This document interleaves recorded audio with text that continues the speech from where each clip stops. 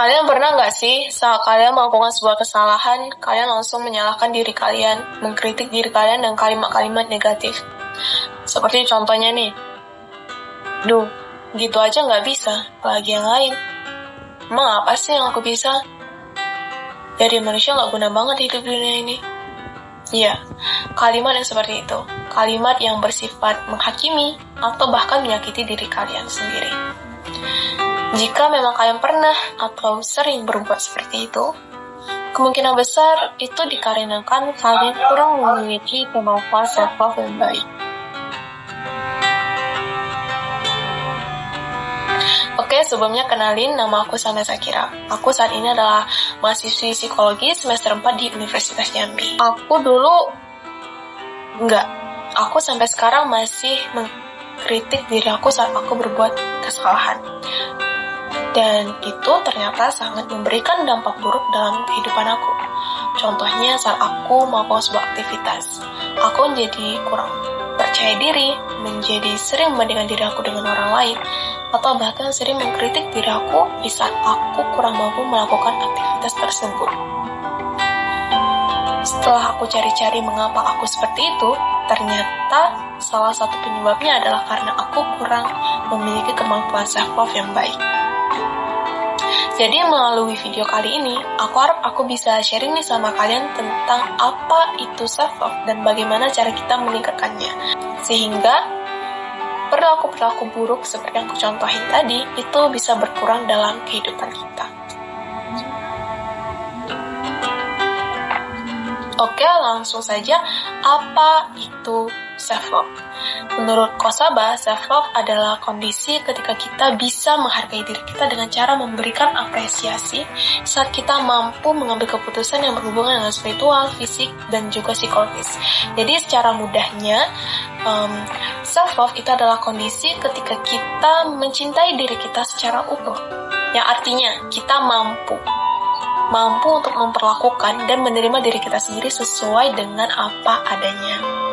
Dari pengertiannya sendiri, kita bisa tahu ya bahwa self-love ini tuh sangat penting dalam kehidupan setiap individu. Bahkan menurut aku sendiri, setiap individu harus memiliki kemampuan self-love yang baik. Karena apa?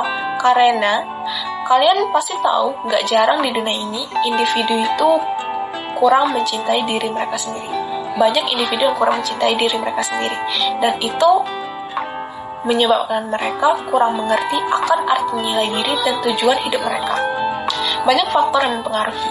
Salah satu contohnya seperti kurangnya kepedulian akan kesehatan mental dan fisik, kurangnya waktu untuk mengenal dan merawat diri mereka, kurangnya kesadaran akan potensi dan nilai yang mereka miliki, kurangnya kepercayaan diri, atau bahkan kurangnya memberikan apresiasi terhadap kemampuan yang mereka punya.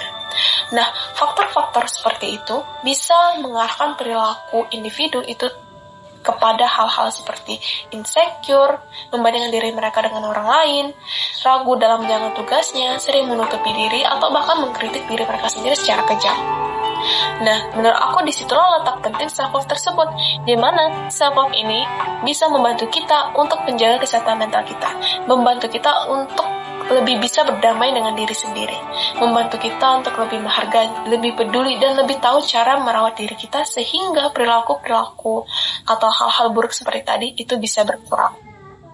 Nah, yang menjadi pertanyaannya adalah bagaimana cara kita meningkatkan kemampuan self-love.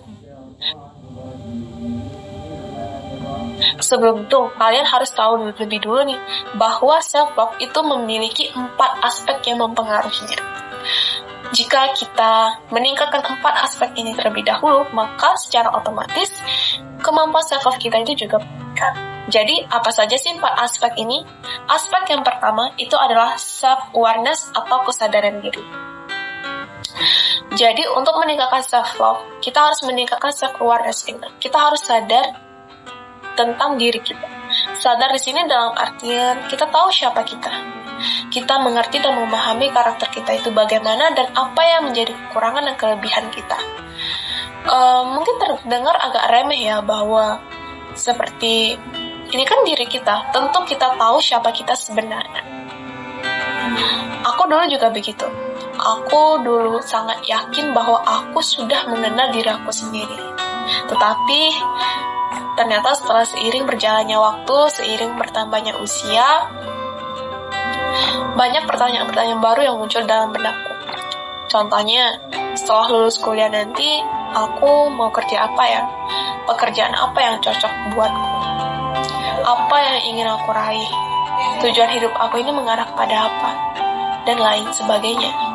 Nah, di situ aku menyadari bahwa ternyata tingkat self-awareness aku itu sangat berat.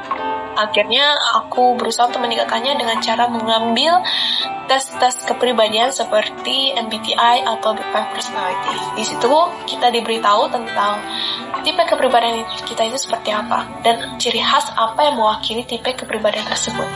Semakin aku baca, semakin aku telaah, dan semakin aku banyak berkata bahwa, oh iya, ternyata aku ini orangnya seperti ini ya. Oh iya ya, aku kan orangnya nggak suka hal-hal yang begitu. Nah, itulah cara aku untuk meningkatkan self-awareness. Mungkin kalian juga bisa mengikuti cara tersebut, karena tes-tes kepribadian atau tes minat bakat itu kadang memberitahu kita informasi-informasi yang kadang kita nggak sadar itu ada dalam diri kita. Nah, perlu kalian ketahui bahwa dengan meningkatkan self-awareness ini, itu menjadi langkah awal atau hal yang pertama kali, langkah awal bagi kita untuk meningkatkan self-love. Jika kita tidak meningkatkan self-awareness, maka sulit untuk kita untuk meningkatkan self-love tersebut. Oke, lanjut ke aspek yang kedua, yaitu self-worth atau harga diri. Self-worth ini hadir ketika kita sadar akan kita itu nggak perlu untuk mengikuti standar orang lain.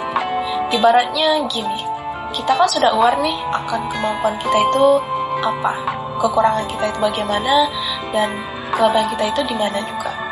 Jadi di saat ada orang menentukan standar, kamu harus bisa ini atau kamu harus mampu itu, kita nggak harus mengikuti standar itu karena kita sudah aware nih akan kekurangan dan kelebihan kita. Kita tahu kita bidang kita itu nggak di situ. Jadi kita menentukan standar kita sendiri. Kita tahu standar apa yang harus kita capai. Dan dengan adanya yang kita aware dan kelebihan dan kekurangan kita juga untuk diajak tetap lebih menghargai semua yang kita miliki tersebut. Jadi orang yang memiliki tingkat self-worth yang tinggi, maka bisa dipastikan self-love-nya itu juga ikut tinggi.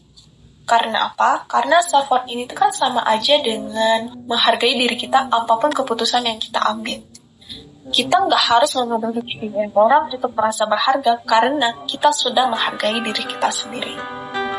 Lalu aspek yang ketiga adalah self-esteem atau kepercayaan diri.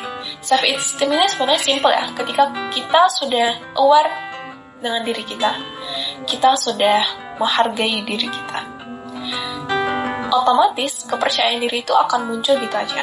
Ibaratnya kalau misalnya nih ada suatu berhadapan dengan sesuatu dan kita itu dengan yakinnya mengatakan bahwa iya itu kekurangan aku, tapi aku lebih juga loh di sini. Mungkin dengan kata lain kita itu nggak malu kalau misalnya kita itu punya kekurangan hal tersebut. Itu yang harus kita tingkatkan dari self-esteem, bahwa kekurangan itu bukanlah suatu bagian yang buruk dalam diri kita, melainkan sebuah potensi yang bisa kita kembangkan untuk menjadi lebih baik lagi.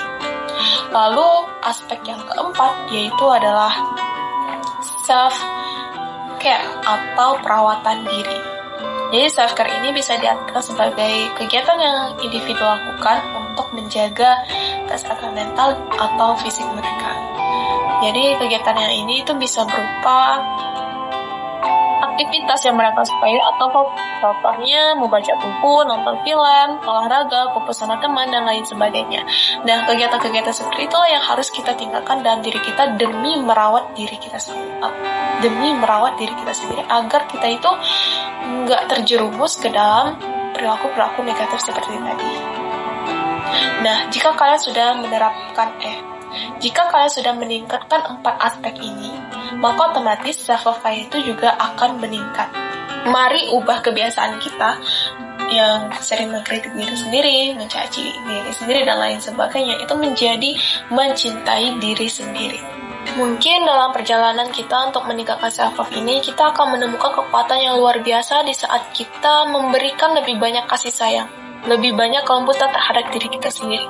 Ketika kita memeluk keunikan dan merangkul kelemahan kita, maka kita akan menjadi lebih mampu dan lebih berani untuk mencapai potensi kita sejatinya. Nah, maka dari itu jadilah saksi atas keajaiban dalam mencintai diri sendiri, karena di dalamnya kita akan menemukan sebuah kebahagiaan yang sejati. Oke, itu aja yang dapat aku sampaikan. Terima kasih sudah nyimak video ini sampai akhir. Aku harap apa yang aku sampaikan ini bisa bermanfaat buat kalian semua. Sekali lagi terima kasih. Akhir kata, sampai jumpa.